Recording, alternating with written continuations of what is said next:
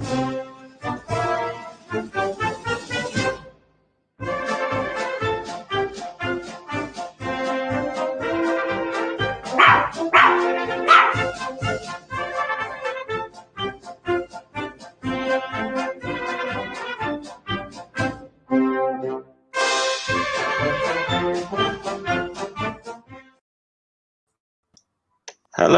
good afternoon, everybody. Welcome to Asterix and the Black Gold we are doing today. So, first of all, Noodle, how are you? Hi, not too bad. Yourself? Yeah, I'm doing okay. Good. What did we think of this one? First impression? I enjoyed this one. I liked it. It was a bit different. I mean, I know we've had ones where they've gone away before and whatever, but I don't know. I enjoyed this one. It's a good little bit of fun. This one, I think.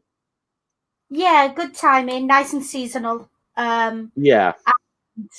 Is this one of those that you've read before? Do you know? I think this is the first time I've read this one. To be honest, let's see who we got in the chat. We got Robert X. He said he's going to be missing the first part of this, so he's going to be back in a bit. Dave's here, Critical Cripple, Hopswatch, Never Again. Good to see you guys. It's saying you've got slightly low res. I don't know if your camera's a bit fuzzy or something. I don't know. You are a bit. It might be. Let's have a look. Any better? Yeah, about the same. Okay, it's probably my internet connection. It's a bit. Yeah. Sorry, folks. Yeah. No worries. So, yeah, I quite like this one. A little bit of spoof on James Bond films here. Very noticeable. Yeah, one or two not massively, but certainly one or two things to the nativity you could draw. Yeah. Going hunting through there is a nice little I'm going to call it the political sketch of the week. Yeah. On their travels, which is quite fun. Yeah. Very telling about the state of politics in a particular global region, which I'm sure we'll get to. Yeah. Yeah. So that should be interesting. Yeah, I mean, I try not to go too far down that, because that's a subject I can go off on a serious rant about. Is that? Yes, same. But okay, well, I think what I'll do then, I'll bring you're sharing this today, so I'll bring this up on stream. I'm gonna have to go to. Actually, where's my tablet? I think I might read mine on my tablet, actually, so I can keep an eye on the stream as well. Always a good idea. Yeah, I do have it up. Once again, not on. Couldn't find this one on. I didn't realize there was so many of these missing off the Kindles, because we had so many of them, didn't we, that were easy to find on Kindle, and so. Still does the same. This will Google it. It's 4 week now. Just it's there. It's there. It was there as a PDF, and it's like So we got an interesting little start. Quality this week. Yeah, this is actually a lot better than this looks like a much more up to date version that they've scanned in, rather than like it looks. Whereas like the last two, it's been a couple of quite clearly old books that have been scanned in. So it's an interesting little start to this one, because it's in the forest, and there's a lot of animals here, and it's quiet, peaceful depths of the Ghoulish forest. Everything seems to indicate that it's dinner time. So we got looks like we got hounds chasing a fox here. We got birds of prey chasing rabbits. Yeah, and a bear somewhere in the background as well. Yeah, and we've got birds chasing smaller birds, chasing insects. We've got is that a beaver? Eating a tree? I have no idea. I want to say it's a beaver because it's got the tail. Yep. So yeah. And I like the fact that we start here. We got two boars saying, oink oink grunt oink oink grunt to one another. Now, in the next one it says, author's note: with apologies to purists, we provide a dub version to facilitate your understanding of the dialogue. I feel like there's a story in that little comment. I feel like he's having a dig somewhere, but yeah.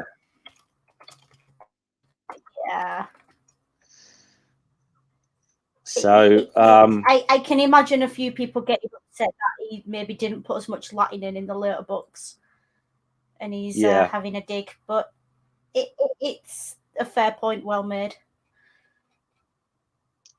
So they're sort of saying, "You're quite sure we're not going to run into any of those crazy ghouls from the village?" So I told you you're quite safe with me. Why are you scared? He says, because the wolf down crunch gobbled up my whole herd, and I'm the only sole survivor of a large family. That's why. Yeah. So a lot of pig puns coming. You can imagine that. Calm down. No need to go ranting like a barnstormer. # ham actor. I admit they're good at bringing home the bacon. Yeah. And so the puns are coming thick and fast here. Yeah, very good. Calm down. No need to go ranting like a barnstormer. Yeah. But what must be cured can't be endured. So they're now betting that they can get away from Asterix and Obelix. Let's be honest, it's Obelix.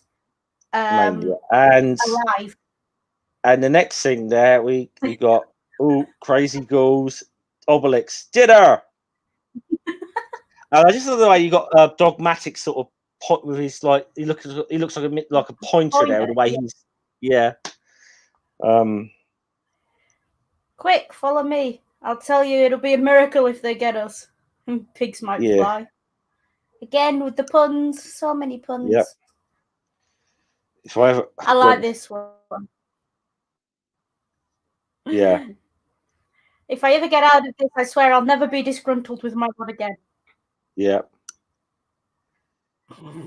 I like it. This one's persistent as well as brawny. Asterix pig-headed. Yep. Hang on there. And we find out what the boars do indeed have a plan. And so they've led them into the path of a Roman patrol. Great, because of course, if there's one thing that could possibly get Obelix's mind off of Boar, it's Romans. It's Romans. And the Romans now think that they've trained the boars to lead them to the Romans. Yeah.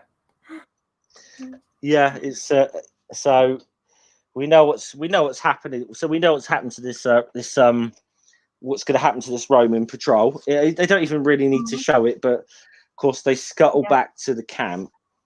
Yeah. To have and they're not doing too well. No. And then off we go. Caesar must be informed, and we're in Rome. And again, I do love the detail of the architecture. This is not as good as it was previously, but it's there is a picture later that I think is absolutely fantastic, but we'll get to that. Yeah. It's Uderzo at its best, quite frankly. Yeah. Yeah. So here we go. Caesar's kicking off because everyone's laughing at him in the Senate because he can't take over this little village. And it's having them, it's having an effect on the morale of the troops. It's and people. He's becoming a laughing stock. Yeah. So he's here we go. So he's speaking to this guy. he's speaking to this guy now. So, we failed to. Devious. Yeah, I love the name. Devious Surreptitious. Surreptitious, yeah. So this is broken into 2 pits, that name, that's why. Hi, Nerdy. Right. And I love the fact the head. He's the Secret Service. MIV. Yeah, MI6. I like that. Yeah. OCs are the secrets of the druids passed from one druid to another by word of mouth. Yeah, which is kind of true. That's kind of what did happen with those traditions. Very much peer-to-peer education. Yeah, it absolutely is. So, and he said, but he said he's got a guy who's like a trained druid, who's been spying on, who's been spying on them, and the idea is to maybe obtain the formula for the magic potion. And I love the he's got a Ghoulish name. Do you want to say what his name is?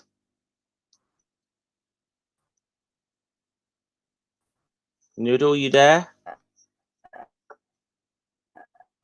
All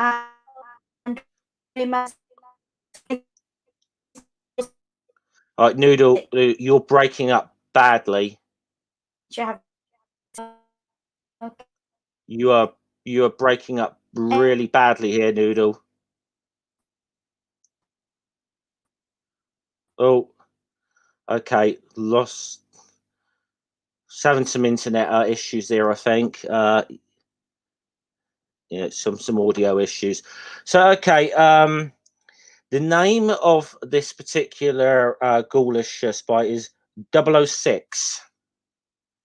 Of course, 7 doesn't really 007 doesn't really say, and he's actually standing behind them, although he's disguised himself as a statue.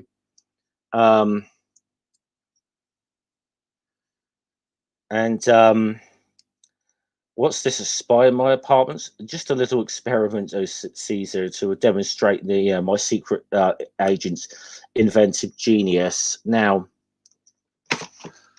you do. I don't know if Noodle's still there or not. Okay, let's see if this works. Okay, you sound better now. You've had a little. It's what we affectionately know as it's what we affectionately know as junk shopping. So I've just gone panel. I was on the panel below that. I don't know how much you can. I've told them the name 006. Yeah. Name of this druid who's a spy for the Romans. And I don't know how much you can zoom in on this at all.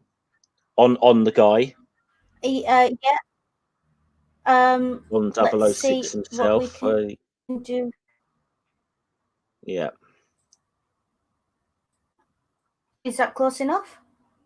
That I expect that'll work, but that's the guy with the mustache. Now, if you actually look at this guy is clearly modelled on Sean Connery. He is very clearly modelled on Sean Connery. So it's hello, 006. Yeah. That's not even. I can't do it. I can't do this. Jen might. I can't even do it now. But yeah, I can't do Scottish and a lisp at the same time. But yeah. No, Miss Moneypenny. Yeah, I used to, I don't want to do it too much, just in case Jen ends up watching this. So she gets. She might be upset. No, she quite likes the. So here we go. At his 7th attempt, the examiners finally let him qualify as a druid. And ever since, motivated by spite and avarice, he's been our ablest druidical spy. Of course, we have our. So Caesar sends him off, and nice little salute here. We have no evidence this was actually done for the thing it's referencing. Okay. But it's a nice little joke because he's taken it and twisted it. Lucratori ti saluton. Those about to get rich quickly salute you. Yeah. Do For not some reason, ask me if that internet, if that Latin is correct. I have no idea. Yeah. It looks right-ish. Yeah. Okay. For some reason, try to now put it off. Jeff's got gremlins. Well, every time I try to pick my webcam on, it seems to be out of the stream. So I don't know quite what's happened there. Very strange. Right, and it seems I'm breaking up as well. We can tell this one's going to be fun today, can't we? So yeah, this was supposed to be a nice holiday special, and look. Yeah, I can. Yeah, I know. I suppose I could, let me try and come in. I don't know if I can try and come in on my StreamYards again, see what happens. I'll have to kick. I'll just give me a sec. So, okay. No, it seems like it's a problem with my webcam at the moment. So, looks like I'm just going to have to use my avatar for the time being. Okay, fair enough. So just in case I was breaking up there, yes, we know about the salute. We know it's not historically accurate, but it's fun. So yeah. I'm allowing it. And don't ask me about the Latin. I have no idea if it's accurate. Yeah. So now anyway, we've got So they're all setting it. They're all set off for goal. Now I love this. We've got this little thing here. A carrier fly. She's trained to take messages. If you need, she will bring me information by micro papyrus in recorded time. And it says Asterix. The earliest known use of a bug in espionage. That joke. I want to take this panel, blow it up, print it off, and frame it. It's fantastic. Yeah, I love it. It's hilarious. That's one of the better jokes I think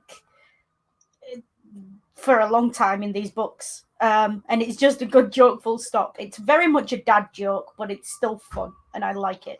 Yeah. I like this entire book, to be fair, but that one is a standout joke for me. Yeah. So, okay, so off he goes. Yep. And he now has his chariot that's also a box.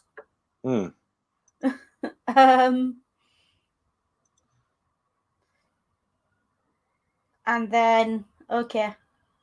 Secret instructions. Okay, am I back? You seem to be. Yeah, okay. I got a feeling it actually could be that my camera has packed up altogether on here. I don't know, which could be a problem long term for me. But hey ho, we'll deal with it as and when. So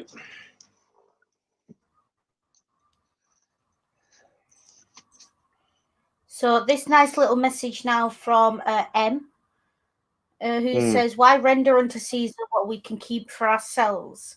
The magic potion will make us invincible, and like a double-headed eagle, we can rule the whole Roman Empire. P.S. After you've read this, papyrus will auto-destruct." Mission Impossible reference there. Yeah, Mission Impossible reference. It caught fire. So now we've immediately got. This is quite fun because Caesar was known for getting into his triumvirates a little bit, and definitely. So that's what we've kind of got with these three, all claiming to be allies, but secretly in it for themselves. Yeah. So. Meanwhile. Yeah. At our little village here. Yeah. I feel like this village, it gets new houses every time it's drawn. And they get a little bit Flintstone-y and a little bit sort of, what was that TV show that was basically the Flintstones in space? Jetsons. Yeah, a little bit Jetsons with this one here. Cacophonix has always had that treehouse thing, isn't he? But it's a bit like, it seems a bit, it looks a bit unsafe to me, because like any high winds, he's losing his house. Yeah, and the north of France isn't exactly known for not being windy. No, not at all. So,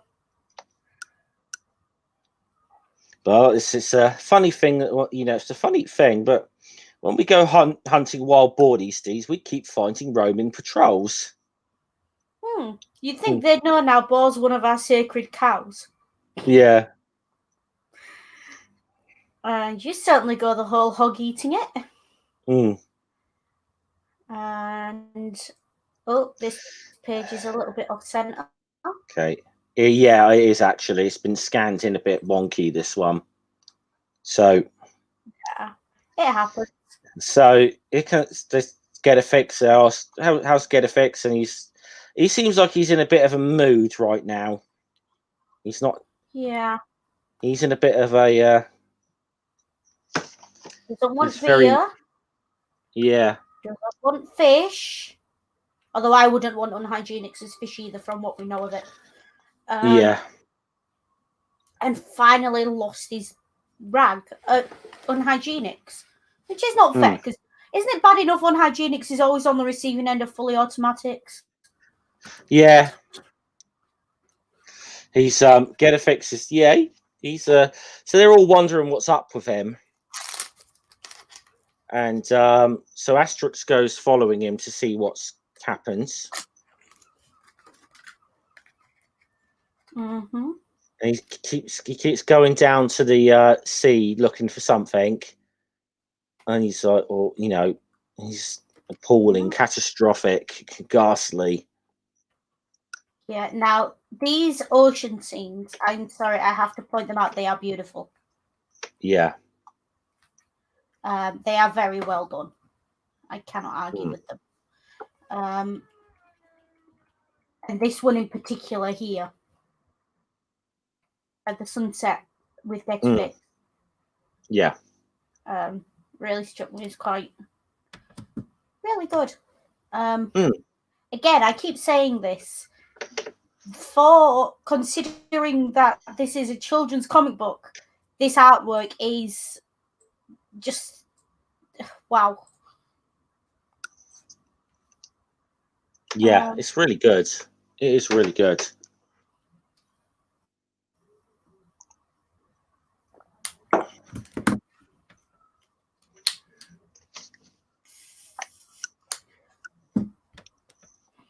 And at least, I mean, what I like about this, when he's okay, so he's gone back home and he's slammed the door because he's in a fit about something. Yeah. It's his turn to do a hashtag hissy fit. And then even now, they've gone. Yeah. And the sky must be about to fall on our heads if Getafix is upset. Which, to be fair, yeah, because he's a bit of a stoic figure in this, isn't he? He doesn't react much. And so far, nothing but the night has fallen on them. So, and next morning, our old friend Ekonomikrisis is back on the beach. Yeah. Which immediately perks Getafix up, so makes you wonder what. And this is all a nice little setup for Getafix is happy now. It's a nice day. He wouldn't mind tasting the beer, don't forget. And of course, vital statistics ducking because he's, as usual, there's always a visual where he's involved. Shield bearers. Now, we come to and see someone's turned up here on the sea. And believe it or not, we've seen this guy before. This yes, is we have. We've met Ekonomikrisis before. Ekonomikrisis. He's a merchant. If anyone remembers back to Asterix the Gladiator, yeah, not the only callback to Asterix the Gladiator in this book. Not at all, no. So here he appears, and he's got amphora, he's got bowls, jewelry, silks by the looks of it. So very typical high-end merchant haul from, and it said he was coming back from, was it Phoenicia he's coming back from? So it makes sense. Yeah. It's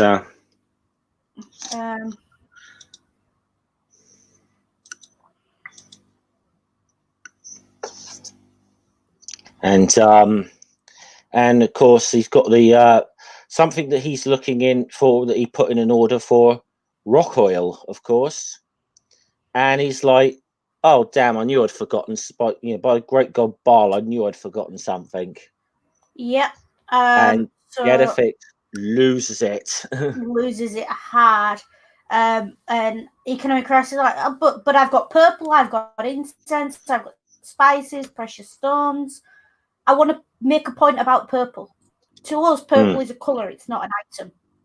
Yeah. Purple is they extract it from a certain breed of sea snail, I think. Is it sea snail? Yeah.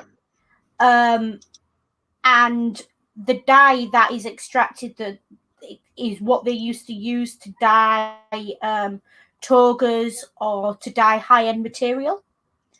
And it was very, very expensive. And I'm pretty sure to this day we cannot synthetically recreate that dye, because that dye, A, it took really well, and B, every time you wash it, it actually gets brighter. And we have no way of synthetically recreating it. And it's not the kind of purple we would think of. It's not. It's more of a wine red. It's more of a red wine color than a deep, like, it comes out anywhere between red wine and royal purple, and it gets more royal purple the more you wash it. Yeah. So you can imagine that this stuff at one point was worth something like 3 times its weight in gold. I think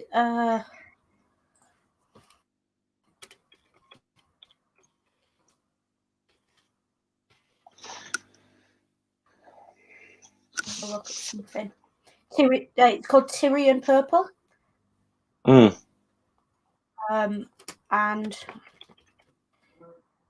I mean, just to give you an idea of the cost of this stuff,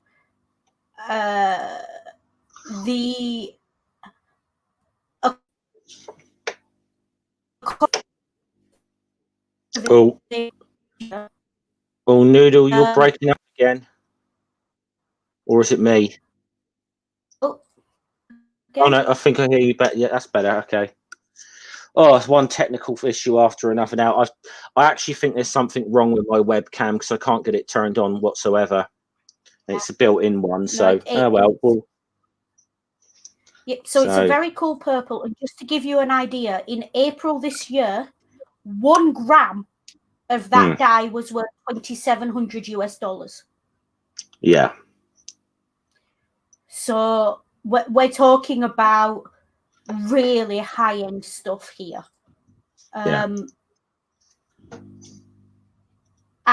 that's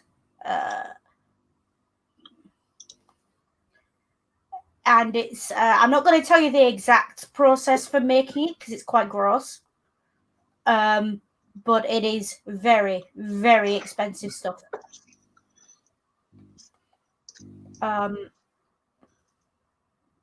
And it's the reason, if you look at it when you see it on, if you just Google image purple snake dye, you'll see it's a very bright Tyrian purple. It's a royal purple. And again, it gets different breeds of these snails mixed slightly as well. It's reddish purple, and again it changes. We can recreate the individual hues that we can get from it. I don't think we've come up with a dye as of yet that changes colour the way it does under use and being washed. The most prized colour was like the shape of almost clotted blood.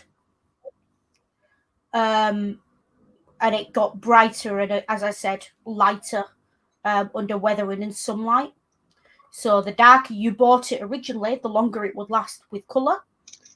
And looking at this,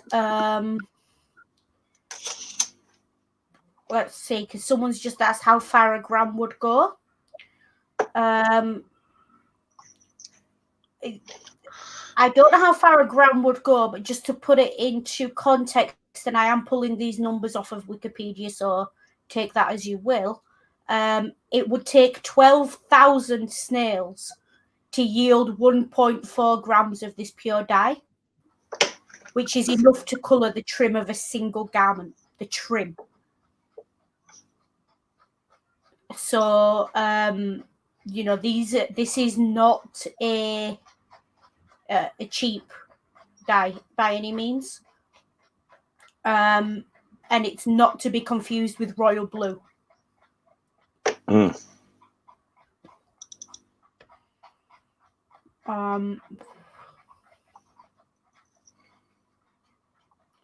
Okay, so I think we need.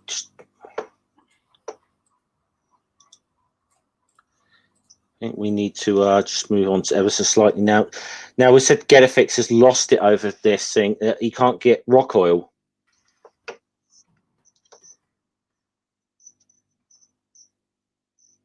He's saying.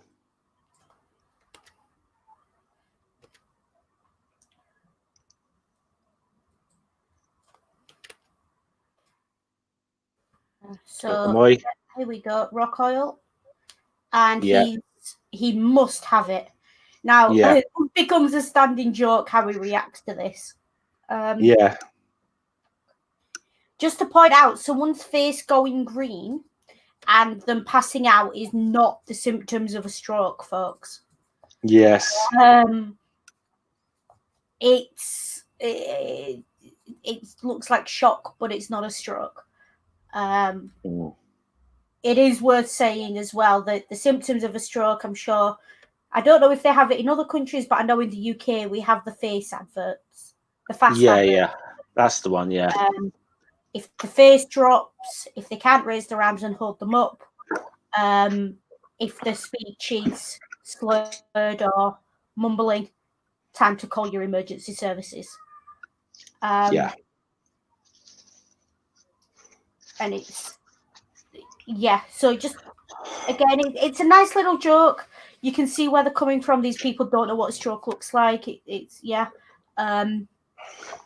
But it is fun because I've seen this before. My brother-in-law had a stroke when the Roman Catholic sent him his tax demand.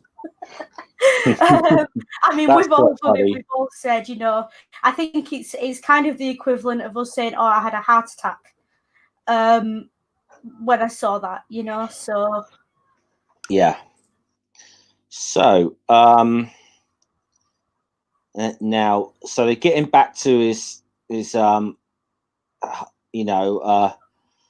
he's saying, and the guy's saying, "What? I'm sorry. Why would you get anyone get soaked into such a state over common rock oil?"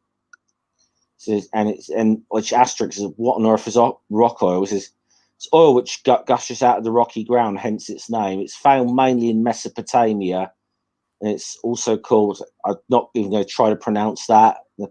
I'm going to say naphtha. Yeah. If anyone's got a correction for me, let me know, but I think that's how it's pronounced. And I do like this. What's so special? Nothing. You can burn it in an oil lamp, but it smells so bad, no one uses it much. Yeah. I mean, we all know what oil smells like. Not a nice smell at all. Oh, if only they knew what this cat was going to, if only they knew, And I will say, origins of oil, I think, are modern day Georgia. Is kind of where they originally found oil. To give you an idea. I thought it was what Georgia is in the United States, Georgia, or no. Right. Middle East Georgia. I was going to say, I know as far as the United States, I think it was Pennsylvania as the first place they found it, or something. Yeah. But I don't know. So, I'm not 100% on that, but yeah, I mean, historically, Mesopotamia is kind of Syria, Iraq, Iran, sort of the southern borders of Russia and Turkey, and a little bit of Saudi Arabia, are the kind of the boundaries of it. So to give you an idea, that's what we're looking at. It's that bit right in the middle. Baghdad is, and the Euphrates is. That's Mesopotamia. So well, they're kind of off a little bit, but you know. Yeah, they're saying that they don't seem to be, they seem to be having problems acquiring this. So anything, well, and now they're having problems with Getafix. They can't seem to get him better. So Asterix and Obelix go out to try and get him some help. And lo and behold, who do they run into in the forest? Our friend 006. Yeah. And almost runs poor Dogmatix over. He's not happy, growling. And he explains he's a wandering druid to come in for offer my services. Anyone who, and he says, can you supply any oily rock? Yeah. A druid who slipped on an oily rock. So Obelix is a bit confused about what's wrong with Getafix, I think, here. As kind of usual, Obelix is a bit confused about this. What luck we met you. Our druid Getafix is ill and needs your care. And I was like, luck, I met them, and and you get a lot of like thought bubbles with this character in this, because he's always sort of scheming behind the back. And this Roman checkpoint here. Obelix's first thing is, goody, Roman roadblock. Don't be frightened. I'll fix this. Was frightened. Straight through, no problems. Yeah. I love this as well. Look what happens there. These things fling out from the chariot here. And makes all the horses jump. It's very, I can't decide whether it's kit or it's it's like the DB. It's basically, I mean, look, this is like the Aston Martin DB5, James Bond car. This is what this is, isn't it? Yeah, it's got all the different gadgets and gizmos you would need. And as they start chasing after him, the next thing, there's let some black smoke out the back, when they black smoke out the back again. Join the light cavalry, they said. We should have shown more horse sense. Chest feels a little hoarse. Yes, it's got one on it. Yeah. Puntastic things as normal. And next thing they go careering off the side of a cliff. It's like typical James Bond. Yeah. Don't be frightened. It's all taken care of. Slosh. And yet they come out of it. They actually come out like he said something should have happened when I pressed that button. Didn't quite but it does actually remind me of what's the film that was coming out? The Bond film must have been out around the same time. There's the one with the lotus coming out of the sea. It kind of reminds me of that. Oh yeah, a little bit. I think it was The Spy Who Loved Me. I think that was the film. It might have been. Yeah. I will say as well, just slightly vaguely off topic, am I the only person who's seen enough Bond films that I would never buy an Aston Martin? They all blow up the minute you tap them. Well, they're not all built with self-destruct mechanisms. So yeah, but it's not great advertising, is it? Let's be honest. I got to be honest. If that one-off model that they made a one-off model for, I think Spectre, I think the DB10. Oh, I'd so love that, but you know, yeah, never be able to afford it. Never be able to afford anything like that. They're all beautiful to look at and should be in museums or art galleries or something. Yes, absolutely. But I would not drive one, because the minute someone like accidentally buffs into you at a traffic light at like 2 miles an hour, the whole thing's just going to go kabloom. Yeah, because that's the impression I get from watching Bond movies. To be fair, I mean, like the, I mean, they did have him driving BMW in the 90s as well. So yeah, I think Crit says he'd buy one, but he'd be disappointed if it didn't have rockets. I think they disarm them if they sell them in the UK to comply with local laws on weaponry. Yeah, I would hope they do anyway. Can you imagine someone having road rage and having rockets? Dave just wants the ejector seat. Really, that's what he wants.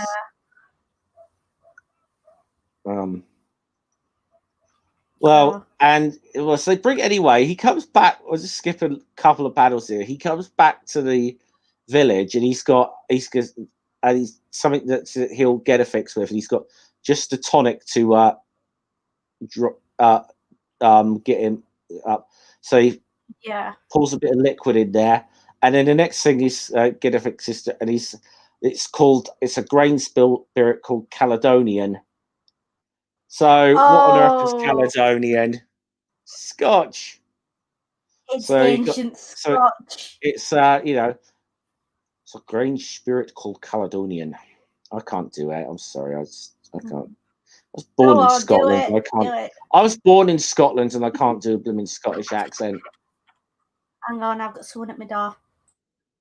Okay, I'll keep it going if I can.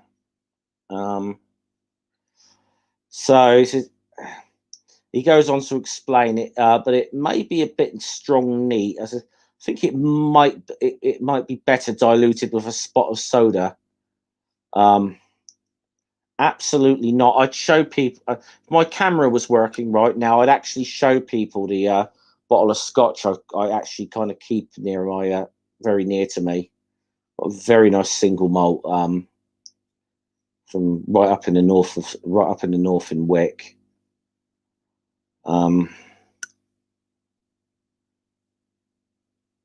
So, okay. And okay.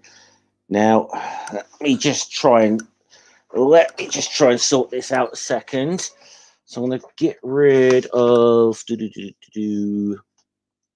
I'm just going to find this because Noodle's gone for a little while. I'm going to have to try and bring this up on my laptop rather than hers because she's sharing the screen at the moment.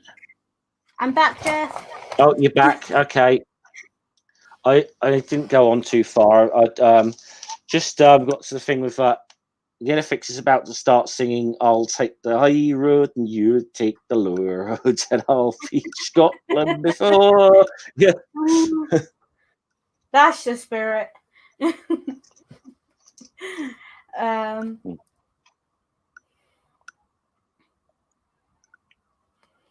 So. But he gets Asterix gets back to his old ways before long, and this he basically explains his problem about this rock oil thing is that the Romans know it's known as the Romans as petroleum. That's sort of two. They've almost done that as two words there, and. Yeah, basically, he said it's magic. It's magic potion related. Of course, it is because everything is. Yeah, so it's one of the potion's many ingredients. I'm sorry, I haven't got a single drop of it. And okay, They only need 1 drop for the potion, but that 1 drop is absolutely essential. Yeah.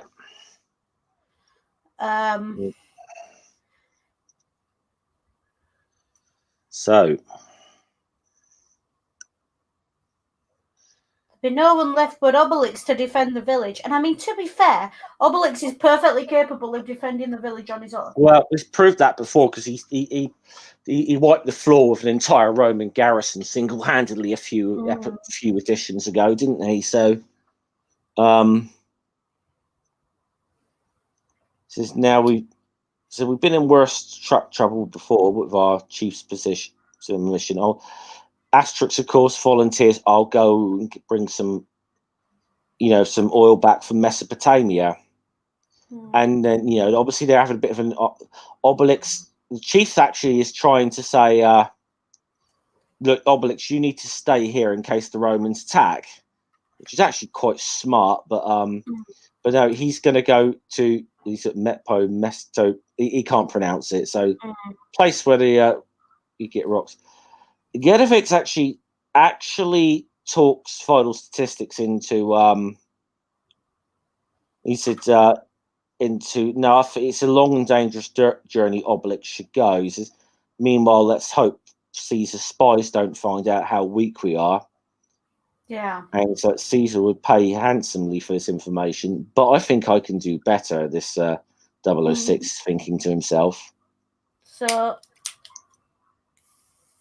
So they go up to old Ekonomikrisis here. And say, well, can you take us to Mesopotamia? Yeah. And then we'll sell your stock on the way. And he's like, all right. I do love how Ekonomikrisis is very much... We've all seen Gladiator. He's a bit like... There's one scene in Gladiator that makes me laugh so hard. Where he's walking through the market and you just hear the market trader arguing with a guy... and the only line you hear is him saying something like, you sold me a gay giraffe. And he's got that vibe to it. He's definitely got the vibe of that merchant from Gladiator in there. And it's very much, it's a bit of a stereotype of market traders, isn't it? They're either a Del Boy or they're this kind of character, and there's no in between. So it's just a fun little observation. Yeah.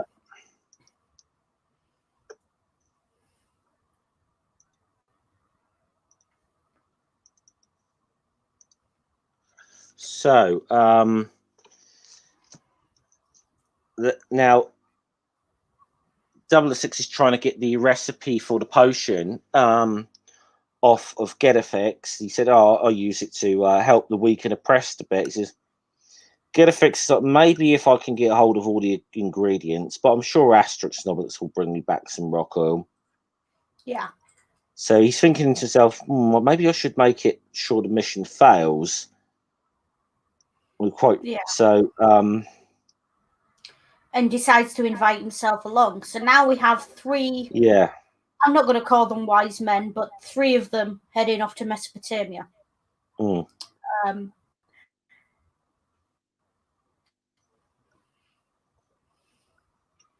I do like this comment here, this thought bubble.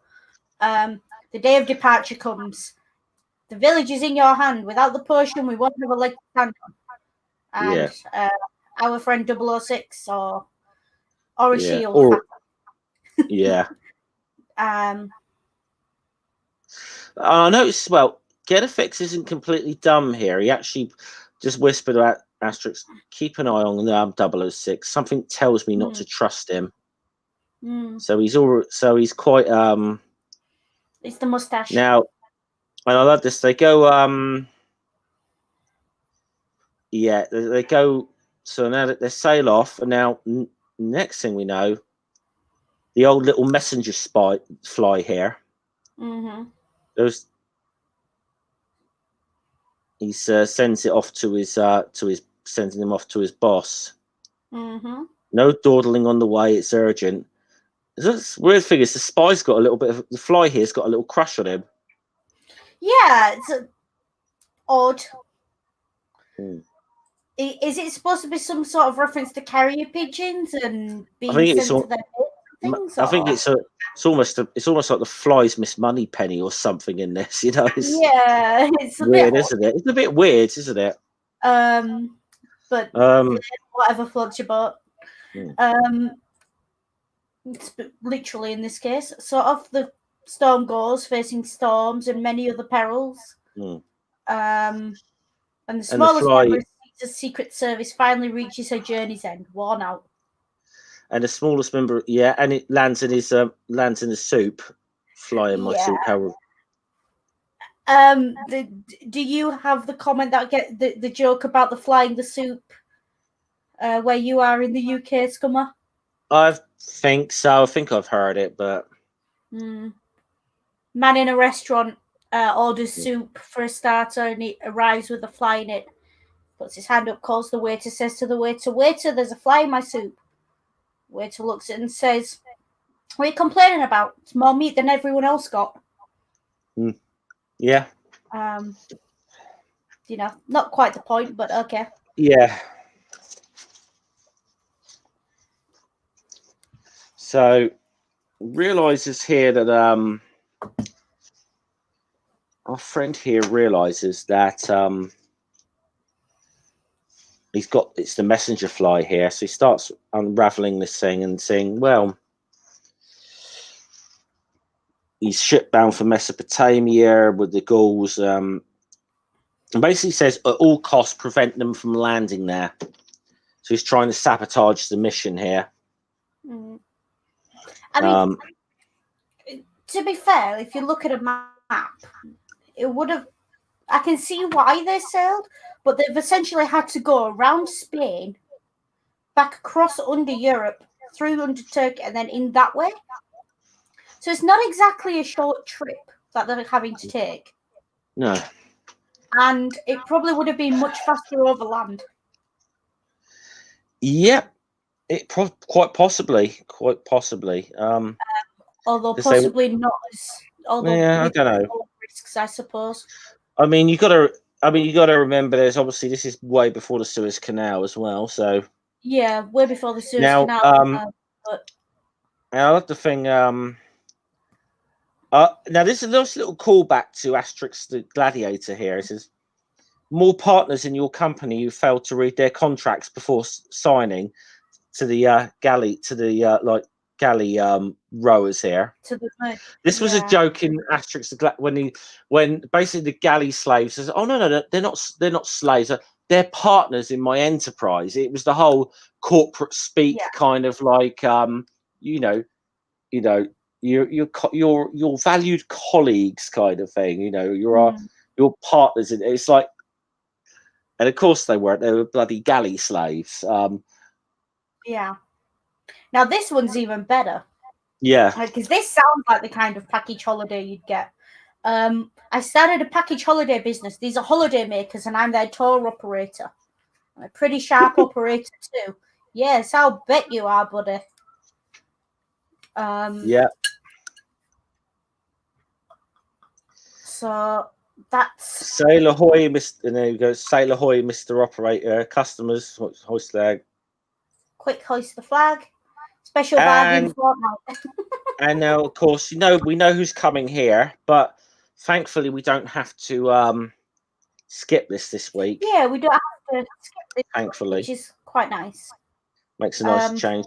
We've got pirates. These must be the unluckiest pirates in the world. They keep running into Asterix and Obelix. I just think they're the least well-travelled pirates in the world because they always stick to the same waters. Well, I don't know, because you've got to remember Asterix and Obelix have been travelled a lot of places, and it seems like they're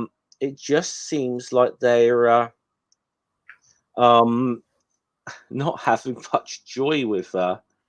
Yeah, I mean, they definitely spend most of their time in the Channel, I think.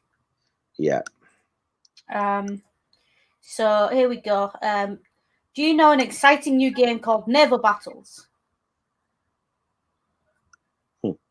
Yeah, I like this. So Holidaymakers. Yeah, I like this. No, we're sick and tired. We're sick and tired of your holiday entertainments. We want to go back as home as soon as we go back to work for a bit of rest. I will say, if you've ever been on a package holiday to somewhere like Butlins or Haven or anything like that, you do need a rest after them with the amount of events they put on. If you do all of them, that's something I swear I will never. That's one thing I swear I am never going to do again. Is go, if I can ever help it, is go to a bloody Butlins on holiday. I've never been to a Butlins. I've been to a Haven a few times, which is like I've been to a Haven. Yeah, that's the budget. But that's Butlins. I just I don't know. Yeah, I don't know. If you like that sort of thing, you like that sort of thing. But I can't stand those places. Yeah, it's not my. It's the not adverts for Butlins confuse me. They have adverts and they advertise things like going on zip wires and hiking and things. It's like, I'm going on holiday, not wow. Yeah, but it's more. Then you get there. It's just like it's bad cabaret acts mainly. Yeah, bad cabaret, and all the buildings look like sort of they were either hospitals or prison camps before they were converted. Yeah, a lot of them are old Air Force bases, aren't they? Yeah, I mean the nearest one. I mean the nearest one to me is was one about 50 miles. So it's Bognor Regis is the nearest one to me. There's there used to be one up by Blackpool. I think we should explain for maybe some of our foreign listeners, but before we could before let's just say air travel was a bit more widely available, pretty much the British seaside towns were where people went on holiday if they could go on holiday at all. So some of these places like Blackpool, Brighton, whatever, but these things, Butlins, whatever, were resorts built in some of these places. I know Bognor Regis has one, Minehead and Somerset has one, Blackpool, but they were generally put in these sort of seaside areas, and they were big little like holiday camps of activities. But they were a big thing before foreign travel was really a thing. And to their credit, they've survived and they've kept going. So there's a market for them. But it's just a personal thing with me. I don't particularly like them. I've seen the disused one outside Blackpool, and it would not be out of place if you took that building, lock, stock, and barrel, and put it in the middle of the Chernobyl hot zone. It would look like it fit in perfectly. It's not. Yeah. It doesn't look particularly inviting, but it has been disused for about 20 years. It doesn't at all.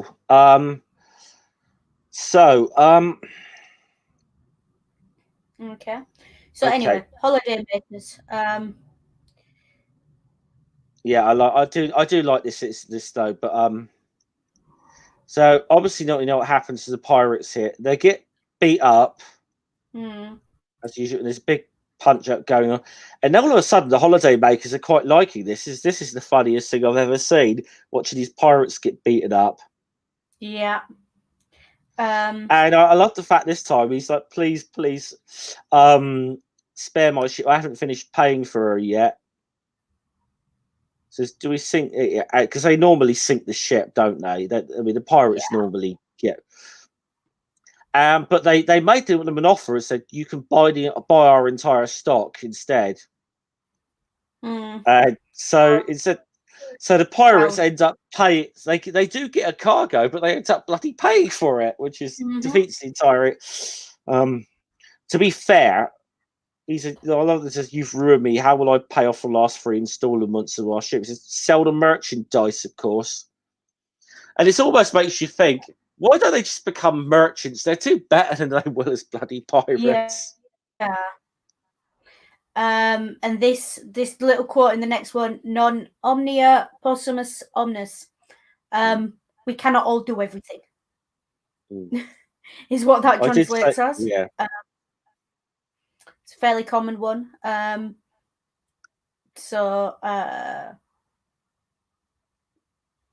love this. Well done, friend. As salesman, you certainly pack of plenty of punches. They should win a free holiday. Yeah. So our spies hoping that the Romans do a better job than the pirates did. Yeah. Next thing we know, we got a Roman galley on the route, and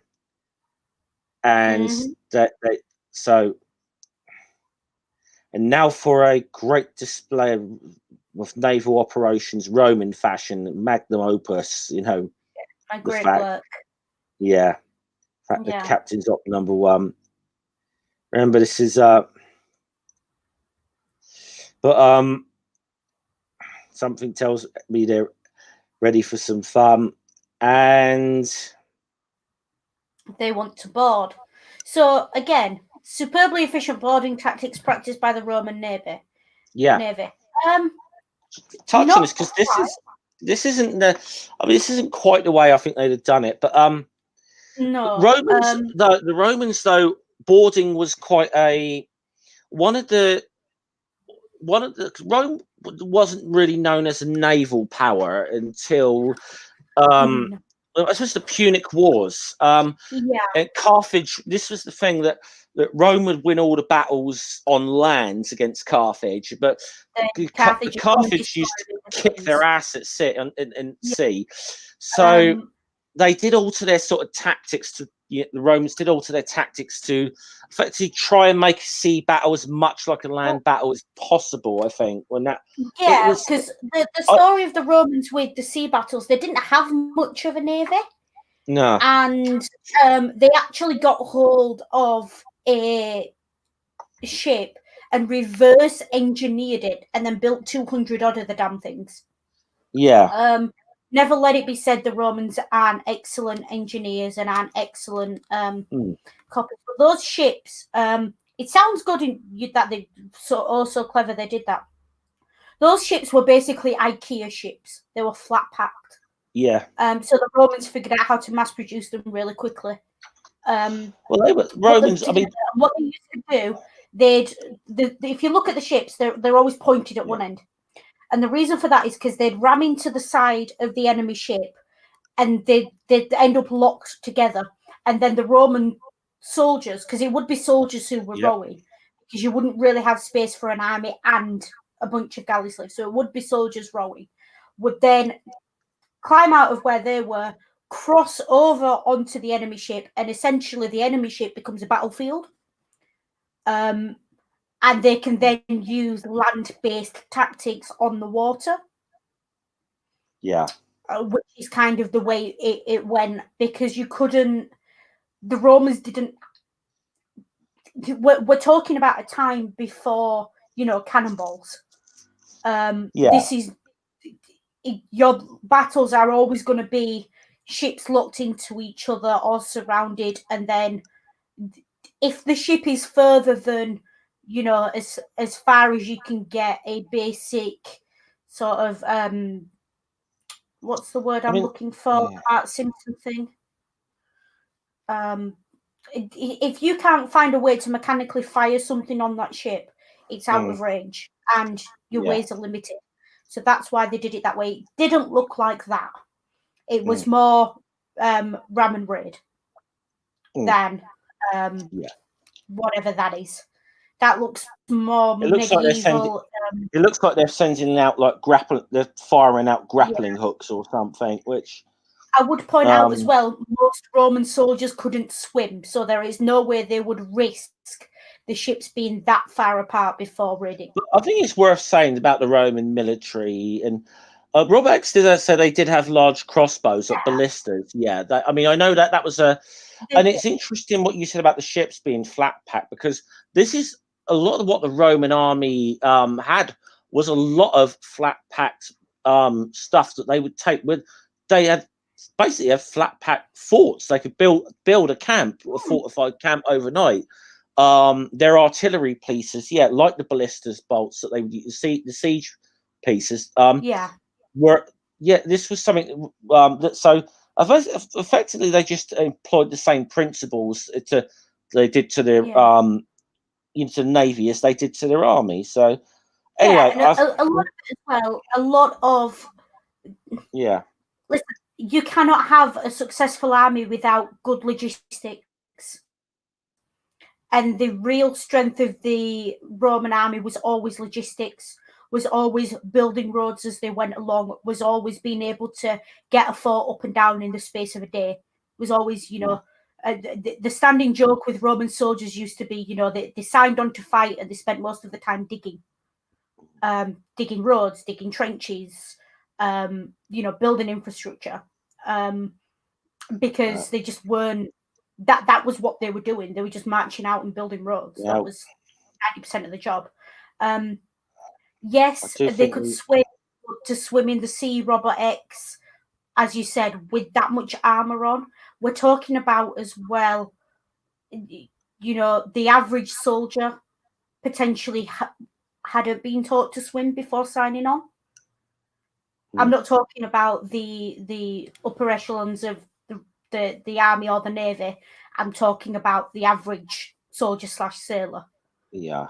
Probably wouldn't have been the strongest swimmer if they could swim at all.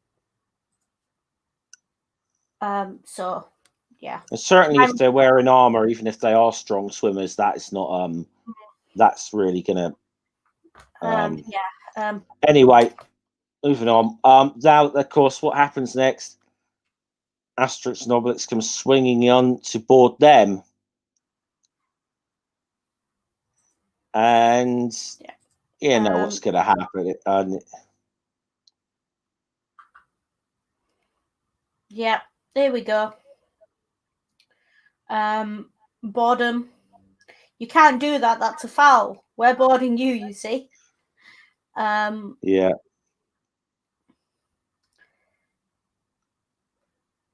And here we go. Nice fight. And the Holidaymakers are enjoying the view.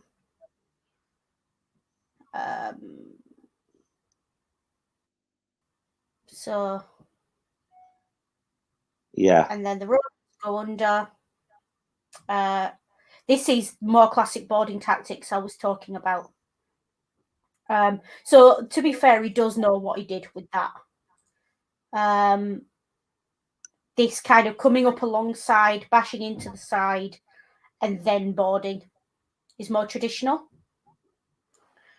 And then back to rope. Okay. Where Caesar is ready to blockade all the ports. Yeah, he's so he's blockading all of the Mediterranean ports.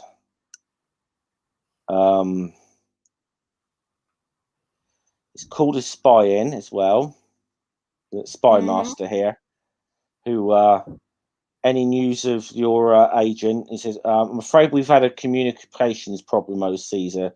What sort of problem? Our carrier fly is going slow, and if she actually goes on strike, I loved it. The idea that he's got this fly that's now doing a work to rule or a go slow. Yeah.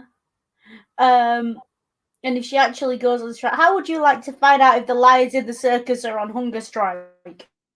Yeah. I must entice her back. I love this with a big pot of honey here. Who's a pretty fly then? And then there's like this big swarm there. Probably, I don't know if that's supposed to be flock. Probably bees. I'm thinking that's supposed to be. Yeah, I think it's that joke, isn't it? Of you'll catch more flies with honey than vinegar. Yeah. But yeah, this is what I meant by how far they'd have to sail to get to where they're going. Whereas they're coming up on Tyre now. Yeah. Yeah. And I will say, because of the way that goes, they would have been traveling largely within the Roman Empire. So probably a lot safer than going by sea to go over land for that. Yeah. Even if it took a bit longer because horses are only so fast. But yeah.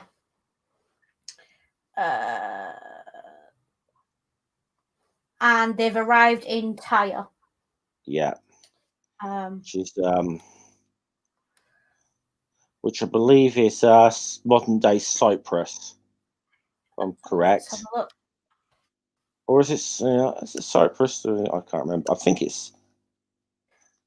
Tyre is the modern Arabic Sur. So it's just south of Lebanon. It's in the south of Lebanon. Yeah.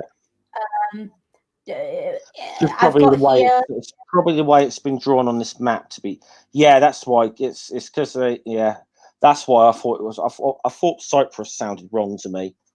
Yeah, I've got here that it is 12 miles north of the modern border with Israel, 25 miles south of Sidon. Yeah. So it is still there. It is in Lebanon. Now, fine. Even funny. And we get to bottom. I don't know how much you can lodge, but again, good example of Aderzo's landscaping here again.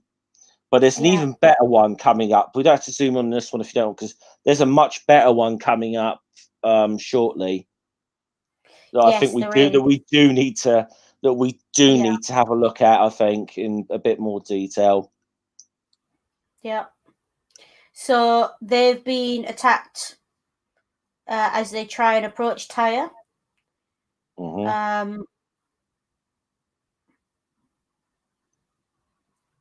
Yeah.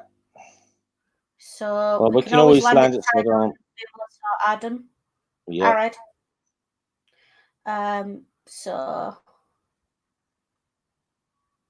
But things are just the same there too. Yeah.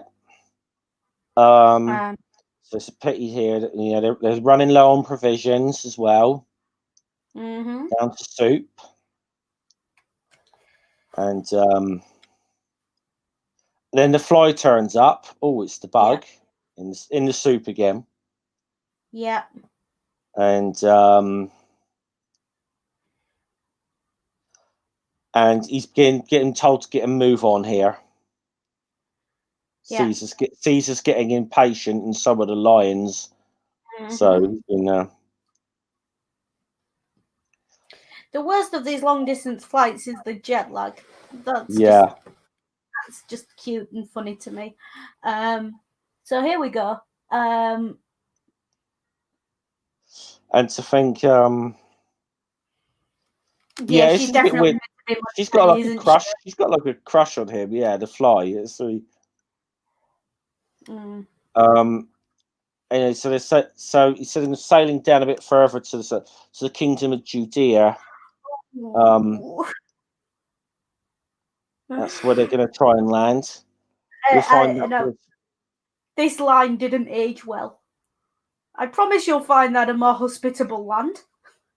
Although I think it's deliberate given what follows. There's the promised land, Asterix. Yeah. There's the promised land. Go to Jerusalem, tell Samson Ellis that I sent you. He's my supplier. You'll get rock oil from him. Yep. So you meet a traveller here. Since Donkey and I they're going to Jerusalem. So we travel there together. There's Joshua Ben Zedin. Yeah. Do we want to address this now, or should? Yeah, let's address this. Let's address this now. The artwork of particular characters who are quite clearly supposed to be Jewish is very much a caricature. In this particular situation, I think we agreed we were willing to let it slide for a couple of reasons. First of all, it's not half as bad as it could be, which tells me it's not malicious. I think it's and there's another character in this I'll point out a bit later that was why I might be prepared to more. I was a little bit concerned about where it might go with this, and then we said last week sometimes it is difficult to give Uderzo, like with that character last week. Sometimes it's difficult to give Uderzo charity on this stuff because of some previous form. But I was really fearing that this could be a lot worse than it was. I was really fearing like the sort of crap used to in Desh Derma or whatever. There are elements of the caricatures there, but as I said, it's not as bad as it could have been. And we do have to say, yes, there is a historical thing with the French and Jewish peoples that's not too great, but especially given the context of that, this is nowhere near as bad as it could be. And we did you say that it was right? I should point out. I'll actually point it out. Obviously, the initial writer of this, René Goscinny, was Jewish. So yeah, and we'll point out that one of the characters you'll see a bit later is loosely modelled on Goscinny. Is a little tribute from Uderzo. So I'd find it very difficult to think that you collaborated with a guy with a Jewish man for 20 years and be an anti-Semite. I would find that very difficult to believe. So, and again, it's as you say, the joke. I mean, the only little joke you're gonna. There's only one little. There's not too many jokes that are real jabs at Jewish people. There's one in a minute, which I think, again, I can let slide here because I think it plays into kind of Obelix as a character here, why he'd be a bit annoyed about this, which is coming up in a couple of panels. And it comes, and I just sort of get to it now that they set up camp for a while, and he said they've only got like dried fruit to eat, and Obelix was like, what about boar? You know? Yeah, and of course Jews don't eat boar. He said pork. We're forbidden to eat pork by the law of the prophets, and it even says the Leviticus chapter 11 verse 7. Yeah. Prophets. He said, you mean pork butchers can't? Like. Obelix is like, he can't understand this, so he's like, but now we've got to get to, I think, if you can enlarge the panel beneath that, if possible here, see. Because this is Uderzo at his best with landscape in here. Yeah. This drawing of Jerusalem is awesome. Jerusalem. Yeah, do you want to make that full screen, Jeff? Yeah, give me a sec. We'll do that. Yeah, there we go. That's as much as I can get it. But with the Temple Mount there, I mean, it's interesting looking at that. From what I understand of the temple before, that looks like it may be a few years, because this is supposed to all be set in 50 BC, but we're not going to be like too bothered with historical accuracy here. This looks more like the Temple of Herod than the Temple of Solomon. That Herod the Great's rebuilding of the temple, it tends to look a little bit more like, because I think you sort of see it inside there. I think the original temple, if I'm right, I think the original temple of Solomon was a lot smaller, but Herod rebuilt it, and it's as a way. It was kind of his way of trying to ingratiate himself with the people. It didn't really work.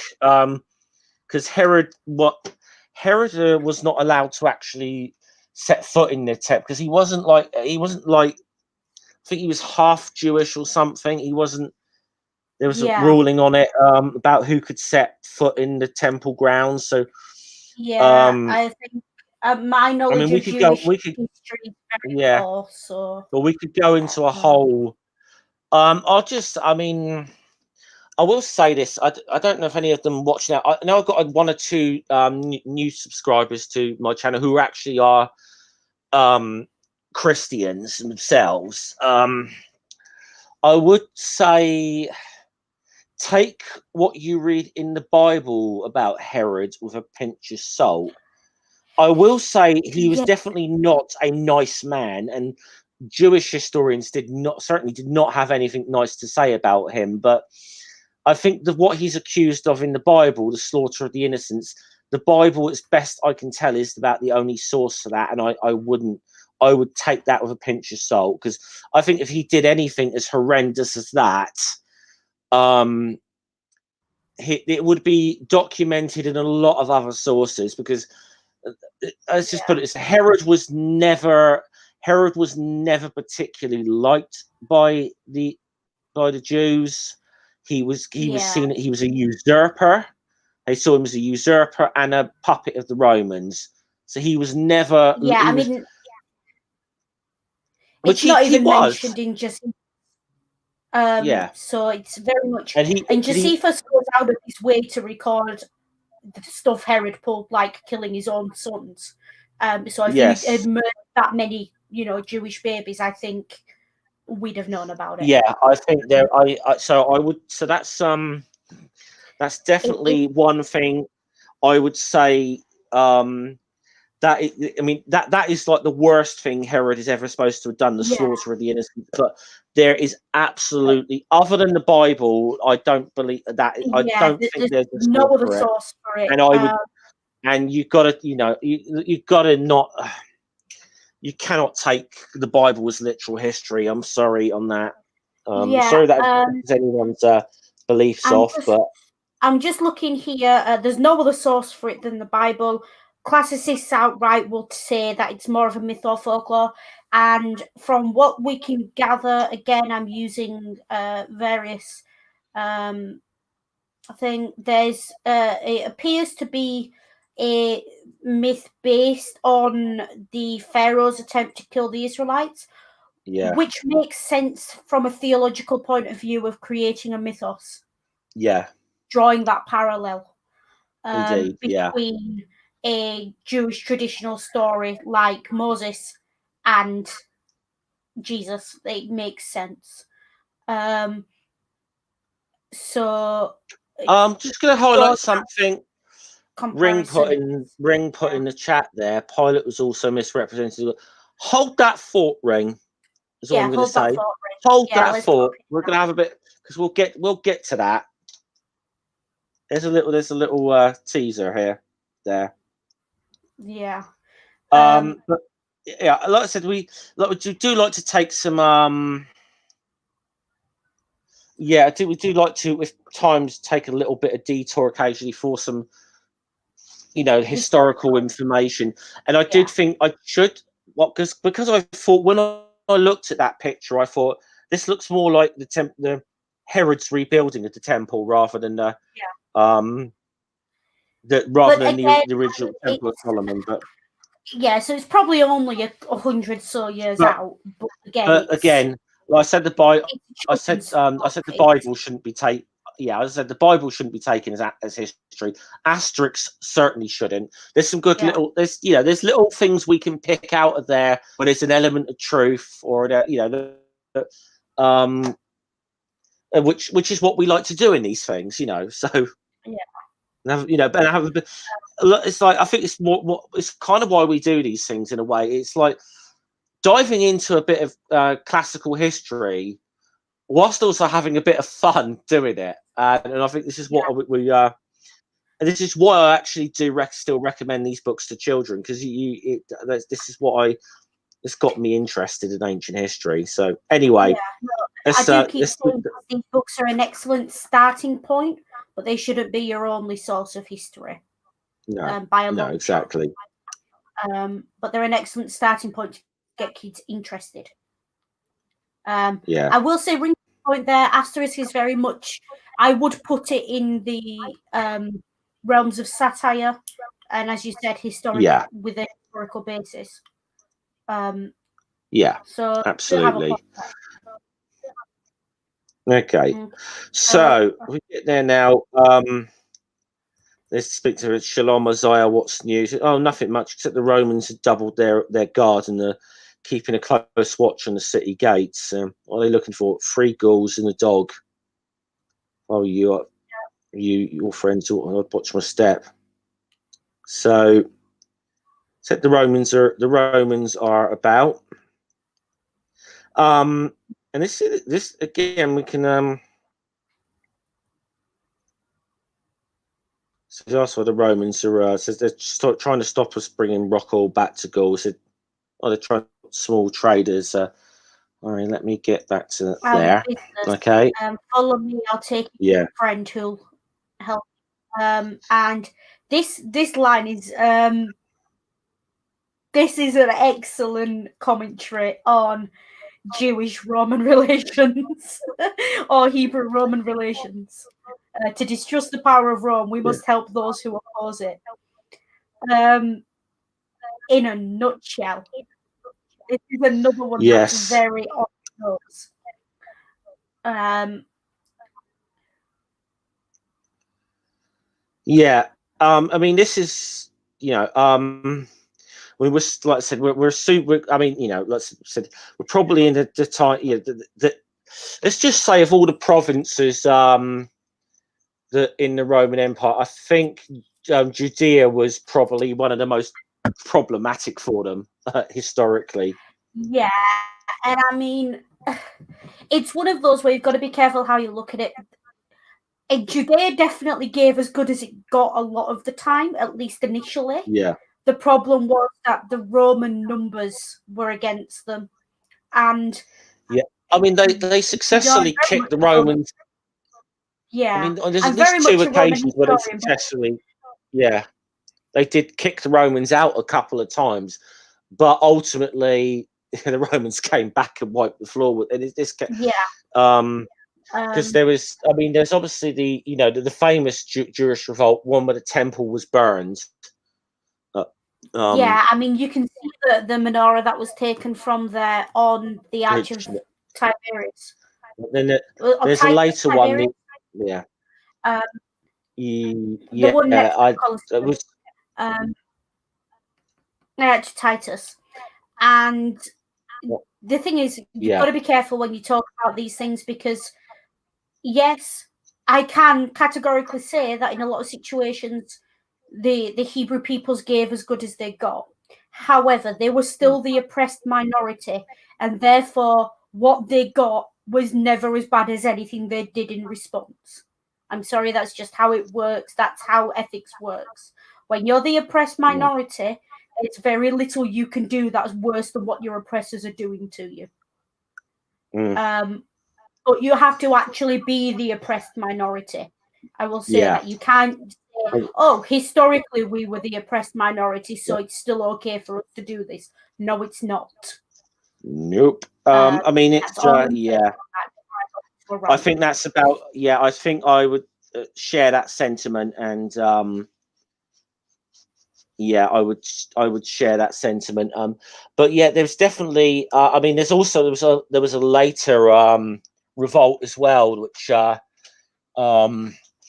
but I think it was in. I'm trying to remember what year, but it was the 2nd century. I think the Bar Kokhba revolt, Simon Bar Kokhba revolt as well, which again they did for a while kind of kick the Romans out, and then more Romans came in. So, and Hop's got there before us. The nativity scene we've got here.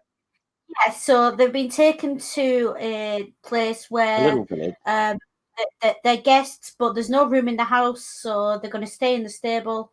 And what's this little village called? Bethlehem, I think. So I now have a mental image of like there's 3 inns in a row with stables, Brian in one, Asterix and Obelisk in the other, and Jesus in the third.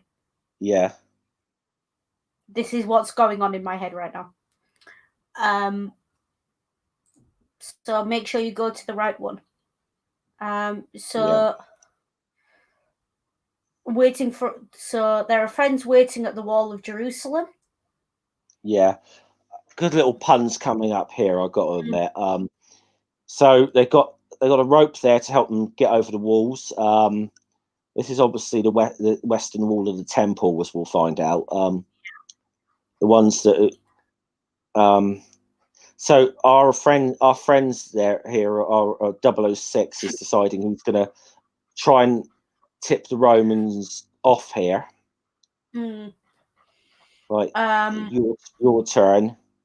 So he goes up there deliberately lets go of the rope and lands, and he's like, "Ow, ow, ow! I hurt myself! Like, ow, shut him up." And I love this one. Obelix bonks him on, says, "If you've quite finished wailing." Yeah, this is one of those jokes. If you know, you know, and if you don't, you don't. But that's what we're here for, to explain these jokes to you. I think most people would know that, would get that joke. It's obviously the Western Wall, known as the Wailing Wall, where still very much a sort of site of prayer and pilgrimage for a lot of Jewish people today. It's like the one part of the old temple that's still standing. It was quite often known as the Wailing Wall. So good little pun. Yeah. We've got some Romans turn up. Yeah. And a fight, as usual. Obelix is best with his back against the wall. Yeah. I won't call this lot very alert once Obelix is finished with them. Nope. And this friend of theirs who's leading them, it was like David facing Goliath, but what a beating they took. I love the fact as well that, because they always say that we've got the Romans and the Ghoulish ones, like, sort of invoking the name of their gods, like, by to Tartus, by, or the Romans by Jupiter, and you got the Jewish guy by Yahweh. So obviously the one of the names given to the Judeo-Christian gods, so. So I mean, I like that, because it does it's that's very much what the Roman world would have been like. All these different religions and peoples all mixed in. Yes, I know Jesus and Brian were during Caesar Augustus' reign, but as it's a nativity ripoff and it's Asterix and Obelix, I'm allowed to have my head canon. Yeah. So here we go. And they've brought him to see Elias, and again, that's a lot of purple. We were talking about how expensive purple is. That's a lot of purple. So clearly not a poor man. I do actually have to say, of all of the Jewish character, I didn't really notice the problem really until I saw this character, and this is one I thought was a little bit too much of a caricature, but but enough to where I wasn't really bothered too much by it. It was just like, oh yeah, you could read into that, but I don't think it was too bad. And the Romans have just burnt all the oil. So now they've got to go to Babylon. Yeah. How many miles to Babylon? Well, 30 days journey, and you have to cross the desert. And Asterix, I've never tried the desert crossing before, but I'm ready to tackle it. Yeah. He So will guide you to the edge of the desert. Yeah. Now, this character that's coming on the screen now, I believe, is the one that is based slightly on Rennie Goscinny. Yeah. So I will say this this fella who Samson Elias took on his name for business reasons. His real name is Rosenblumenthalovich. Do you want to explain this one, Jeff? Oh, you go on with this one. Right. Well, first of all, that's a very... There's so many different layers to this joke. You've got the obviously the Russian ending, and then we've got Rose and Blumenthal in there, which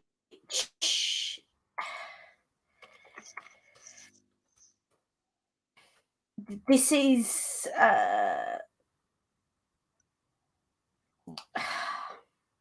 it's one of those that's a bit hard to explain.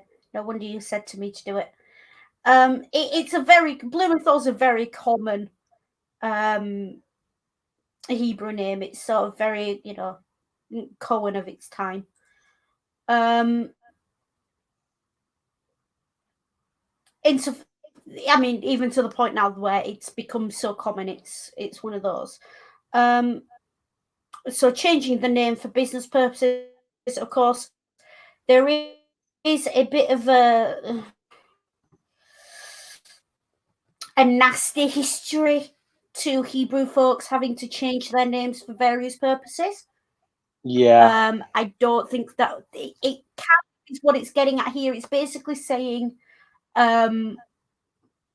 changing the names in order to be able to do business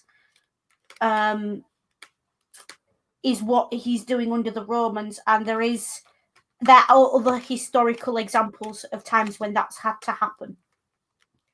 And to change names that sound more in line with the dominant forces of the location or the era.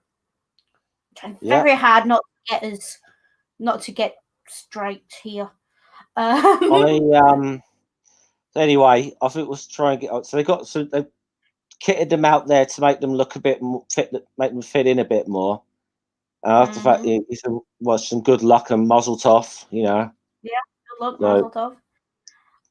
And we do pass unnoticed in this disguise of Asterix. These stripes are very slimming as well. Yeah. Which is now what were we saying earlier at the Roman protractors? Ave o Pontius Pirate, not pilot, yes. pirate. The Gauls got away. We feel they've made their escape now. Once they're out, it's out my territory, my dear 006, so I couldn't care less what they do. I love the thought bubble. I wish he'd stop washing his hands the whole time. Yeah. The germaphobe, we think. He's washing his hands of this whole thing. Of course, wrong story, given that this is more of a wrong time of year for this aspect of the story, but I think he's a recurring character. Haven't we had him before? I don't think so. I mean, this is clearly a pilot reference, but and the idea of him actually being the procurator in the local palace in that area, he's actually more accurate to the position Pilate held.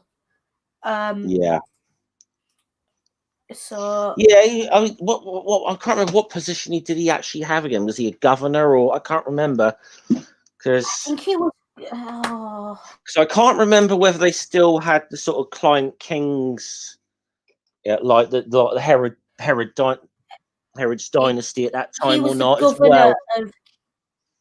I'm just looking at this. He was governor of Judea from 26 to 36. Yeah. That would have been AD. So because I'm not sure when the sort of Herodian dynasty sort of because there were a few when the Romans just decided to sort of rule without them, or I mean it was a bit weird that they kept the kind of client kings there, I suppose, but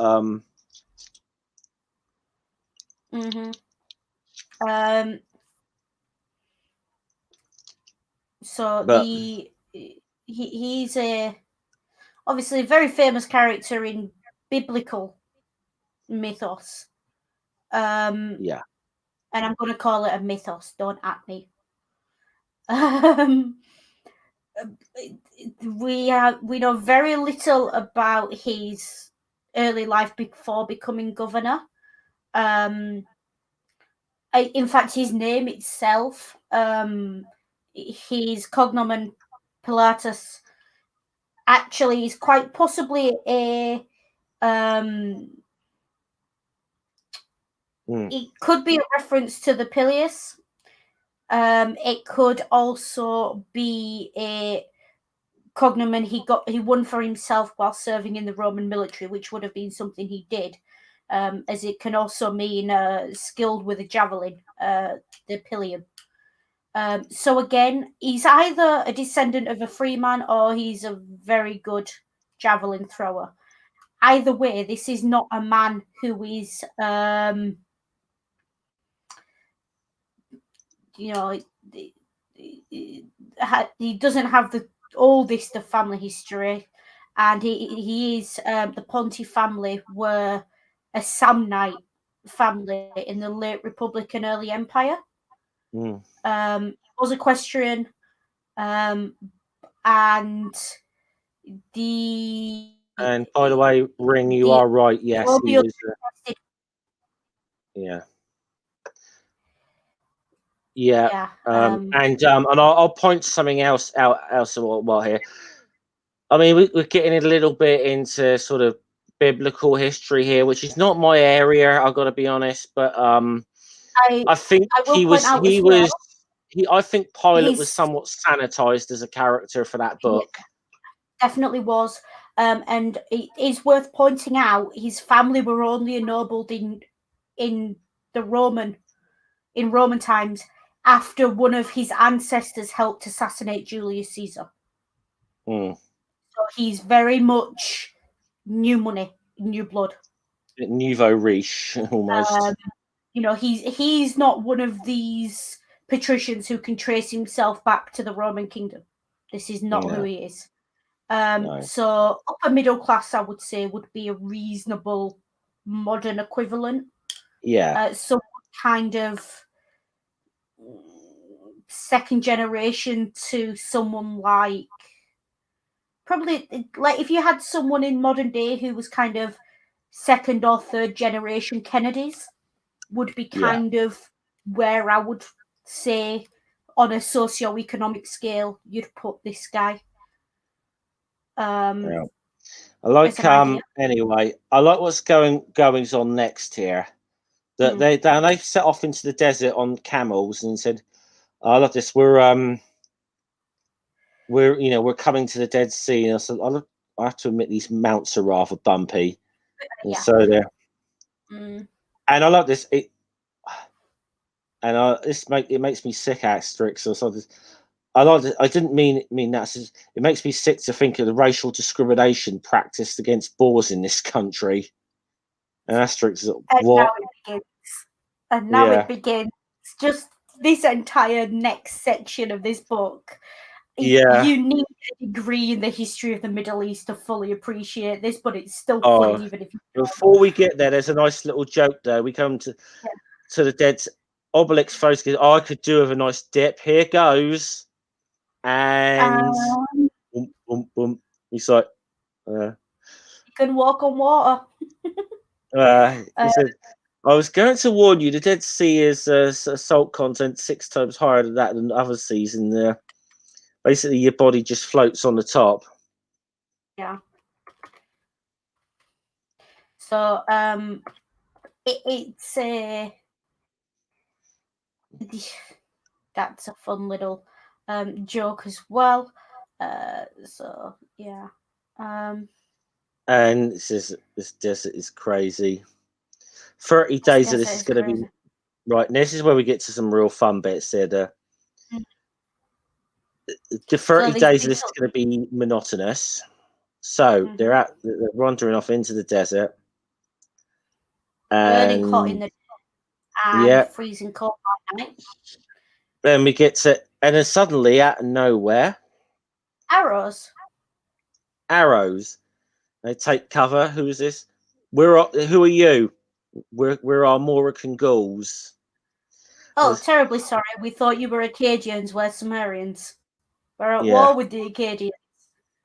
Okay, so I'll get your facts straight for first and other times. It's like do we look like Acadians?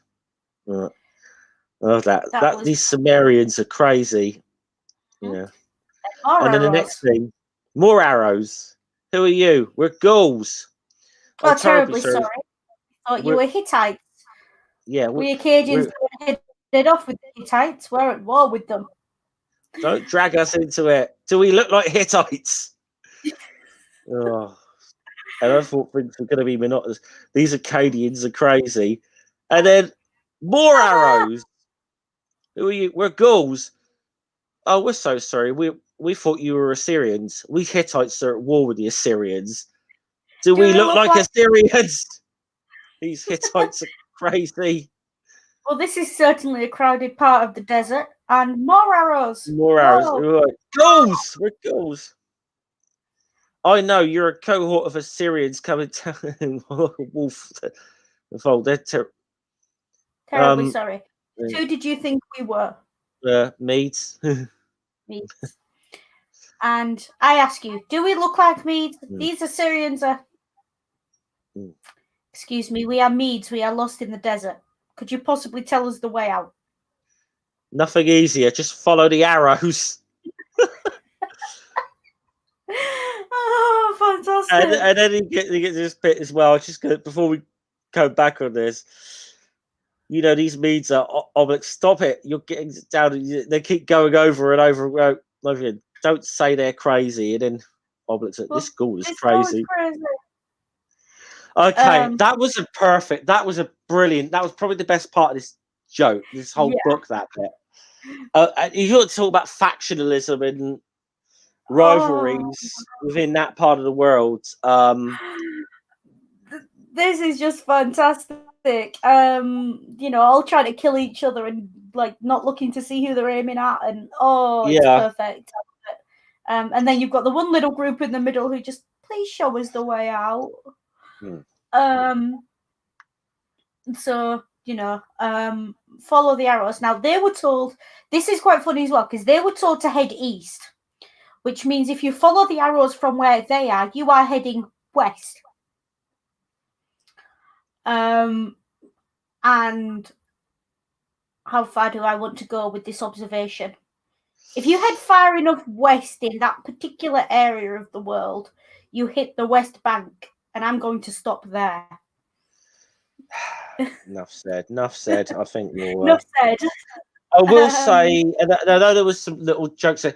They didn't delve too much into the, you know, Israel-Palestine thing in this, which I'm kind of glad they didn't. Yeah, I think there's only so much you can present to kids, isn't there? But yeah, I think it you know, even today, it's such a divisive thing. It's an issue. People know I've got very strong opinions on it, but I'm not going to. It's not my This isn't the stream for it. Yeah, definitely anyway, not.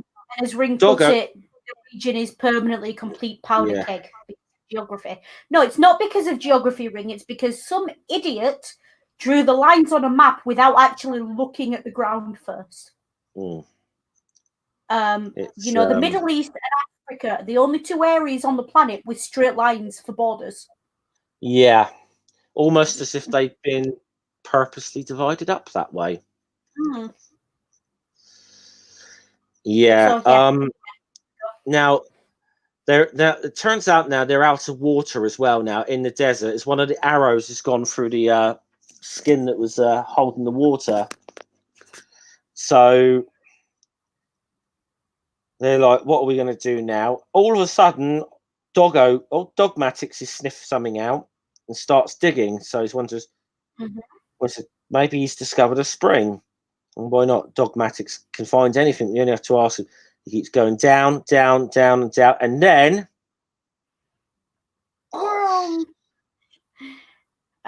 this water tastes horrible and it's all black. Yeah. And Asterix said, "Hey, we got it. This is rocket. Basically, Dogmatix has found oil." Yeah. Now they don't need to go to Babylon. It's like, yeah. So I'm glad they didn't get. I got to be honest. We've been going almost 2 hours now. We're still not finished. So I'm glad they didn't make it to go to Babylon for this actually. But but it also leaves it open for another book at some time, I'm sure. So yeah, to go there. So water skin repaired and off they go. Yeah. And the camels deciding to misbehave. And carrying the camel. Yeah. And Obelix is. I can smell the roast ball already. Yeah. Oh. Apologies if anyone spotted that. Our prefect has a Numidian slave by the looks of it carrying a fan. Oh right. Do you know? I missed that when I read it earlier. I got to be honest. So did. It's That's not quite as bad as again as some of the. Oh, and he's gone. I don't know what's gone on there. Hopefully Jeff will be back, but here we go. So the few puns about our messenger fly now.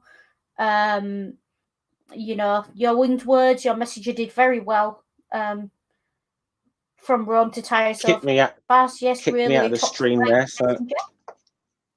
Yep. So after a tiring journey with the ship of the desert, Camel feels seasick being carried by Obelix. We can use Samson's disguises again to get into port unnoticed. And the camel doesn't like being humped about. It gives him the hump. And the palace all the puns are flying. Yeah. How shall we ever find Ekonomikrisis in all of this? So he grabs the first soldier he could find. Where can we find Ekonomikrisis? And he just tells him, actually, Phoenician merchant in his warehouse at the end of the port there, just basically tells him where he is. Obelix still bonks him on the head, though. Of course he does. And then says, you see, good manners will get you anywhere. Oh, what blatantly striking idea. You'll bring the whole Roman garrison down on us. Yeah. Of course, when it's not Mr. Asterix's idea. Yeah. But here we go. So they're in. They found him. Quick, we must weigh anchor. Where's your ship? I haven't got Julius Caesar sank the ship was sunk on Julius Caesar's order. If you know, you find me sunk in gloom. My biggest asset's been liquidated. I might have known 006. And so if it was 006, obviously warned the Romans. So, here are they. Here they are. Search the warehouse. So now he's got some. Yeah. When the Romans started taxing me, I built this tunnel. It leads to a cellar where I hide most of my stock. That way, I'm always in a seller's market. Yeah. Moving swiftly on from that particular joke, I think, given. Yeah. Okay. I think that's. So we're below the main quay again. The idea of cellars that lead to escape routes are very common throughout history, and that's all I'm going to say on that, because that's potentially a conversation I don't want to have, because this is a good book, and that's one of the very few that kind of meh, yeah. So they come out opposite Julius Caesar's flagship. I love this. Ironically, opposite Julius Caesar's, like, yeah, I like that. I love that as well. Yeah, but he's lent the ship to the head of. I love that. I love the way they done it in Roman numerals, MI6. Yeah. Who's here to see you captured? Sure enough, on board Caesar's galley.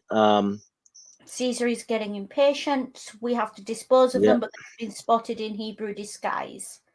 Yeah. And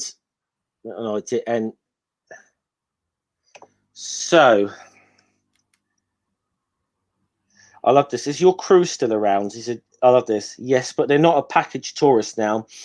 They're the winners of a competition. All the prizes were a sea cruise exclusive of expenses.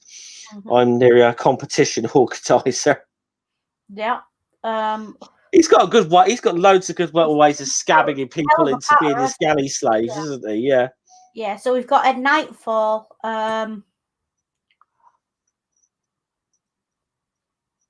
Yeah. Buff the soldier and everyone on the ship. Get the cargo on. Well, if it isn't our old friend Asterix, the goal. And buff the heads together because, you know, why not? And the ship's got to get out the harbour, which Obelix is going to fix. Yep. This comment here from Ekonomikrisis is fun. They're good salesmen as well as good salesmen. They should be Phoenician. Yeah, I like that. That's quite funny. Yeah, Caesar will not be pleased, but he will be delighted to get the message I'm sending him. His honeyed voice can always win over this. Yeah, the flies. Now they turn up here and they said, got a message for you that here, and there's no magic potion left and can't make any more. Basically, attack now. Whilst they, you're gonna go attack now before they get back. Yeah. Which, to be fair, you would think that would be the first message you would have sent, but no, he doesn't appear to be the most intelligent person. Does he? Return journeys. They run into the pirates again, and again they sell them. The pirates ends up selling, getting sold stuff. Yeah. And then, well, we are bringing back rock oil to gold in spite of you, 006. Are you sure about that? And he jumps on this, and he tries to take it, and Obelix decides to jump on him. What happens? Bish bash bosh. Well, yeah, but the oil, he spills the oil. This little panel is just hilarious. Yeah. And the waters of the channel are polluted for the first time in history. Yeah. The channel is known for being badly polluted. And the poor seagull there. Oh no, don't say you're starting already. Yeah. So they sight Morica, so they get back, but not in a good mood. And you know they got these two Roman. He says, goodbye. I'll bring you some rock oil for my next voyage there, Asterix. Yeah. But Asterix is thinking they're done for. The whole village will be waiting for us in fear of the Romans. And what are we going to tell them? And in the next panel, what's happening when they turn up?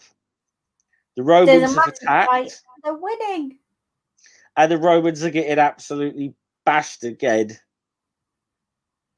They're fighting without potion. And there's Getafix there saying, "Oh, hello, Asterix. Have a nice. What's going on?" He says, "I'm afraid I've got haven't got any rock oil. What? Any what oil? Oh," he says, "ingredient for your potion. Oh, yeah, petroleum. Yeah. Oh, don't worry. After conducting a few experiments, I managed to substitute beetroot juice instead. It works just as well, and it actually tastes a little nicer." And then Asterix kills over. Yeah, Asterix kills over, and we have, "It's a stroke. I've seen this before. My brother-in-law had one." Go away, I'll treat him for shock. Poor Dogmatics, look at Asterix's nose there. And experiments before sending us to the end of the earth. Get a fix next time. Yeah. He says, "Well, what should we do with them?" All the excitement. I said, "I forgot about the two little prisoners he's got there." He says, 006's chariot's still around. I says, "Don't mention that chariot to me. I tried using it and it turned into a trunk. I was shut inside of it for 3 days before anyone got me out." Yeah, which is exactly what Asterix needs. So live in Rome. Ave Caesar. This gift wrapped trunk has just arrived for you. Press here to open. With compliments to Caesar. Yeah. So the next scene, what's this? What's this? The idea of the honey? It says, "Oh, I think they're part of the Caesar's new game Caesar's invented for the circus." It looks like there's a swarm of bees chasing them here. Yeah. Or wasps or something. I mean, I don't know if they did it with honey and bees, but I do know that, they would starve animals when they put people into the ring with them, and they didn't. They wanted the animals. They wanted the animals hungry because they're going to attack. That's So, and then back in the village, under a cloudless sky, far from such cruel and barbarous pastimes, the indomitable Gauls give themselves up to healthier pleasures. They have no petroleum, but they are not short of ideas for celebrating the return of the heroes. And as usual, our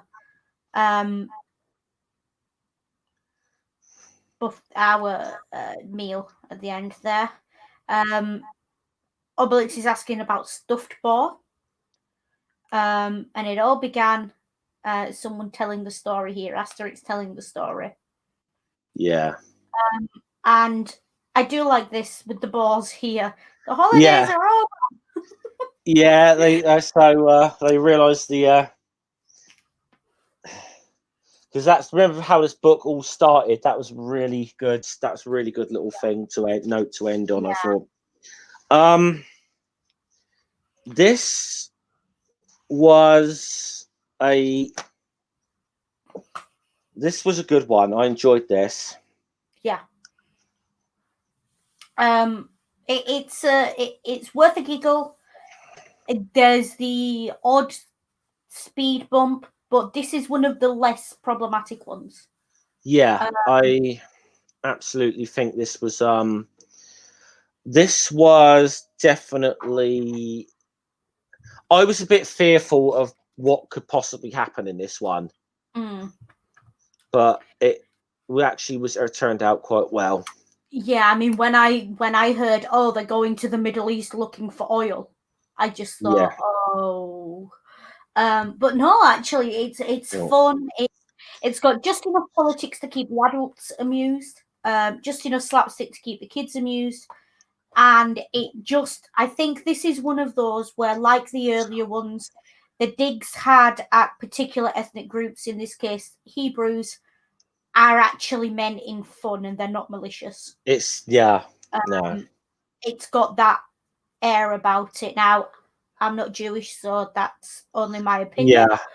But it does feel a little bit less pointed than some others. Okay, right. I'm gonna say we're probably. I'm trying to remember what book we're doing next, but I think it's probably going to be possibly New Year before we do this again, isn't it? Yeah. And I'm going to say, I believe normally about now I'd be plugging Ring's stream, but I believe Media Musing is on hiatus for a little while as well. Yeah.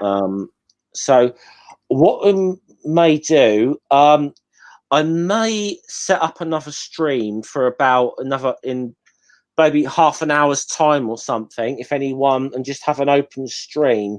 But I might take a little time to do it, because what I might do is shut my computer down and restart it and see if I can get this damn webcam fired up. If not, and I might have to actually buy one for it, but because I've got an inbuilt one on my laptop here, and if that's packed up, I'm gonna have to buy one. But Ring's saying the Media Musings might be back next week. Well, possibly. But it's on hiatus this week for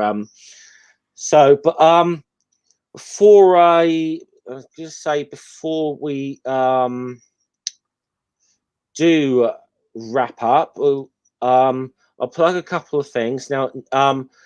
In the description of this video, there's some things. There's first of all Noodle's channel, and also if you want to help her out, Noodle out, buy her a coffee.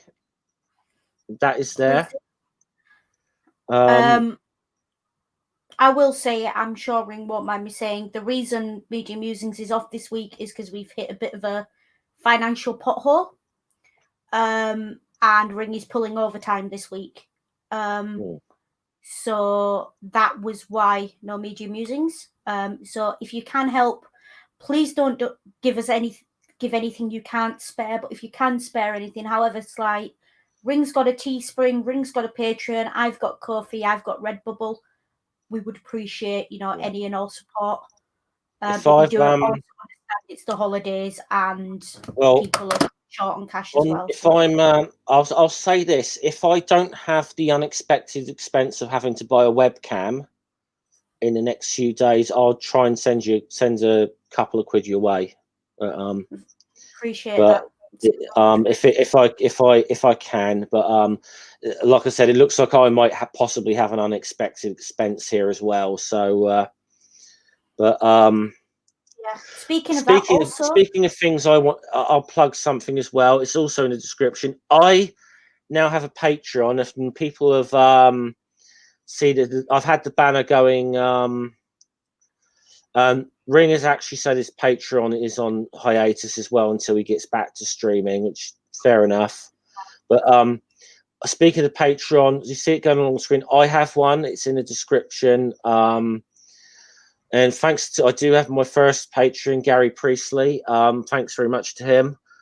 I will be honest, I'm still trying to figure Patreon out and how to use it and whatever. I hope to, hopefully, if things go to plan in the new year, I'm hoping to sort of put a bit more effort into my channel and start building it a bit more.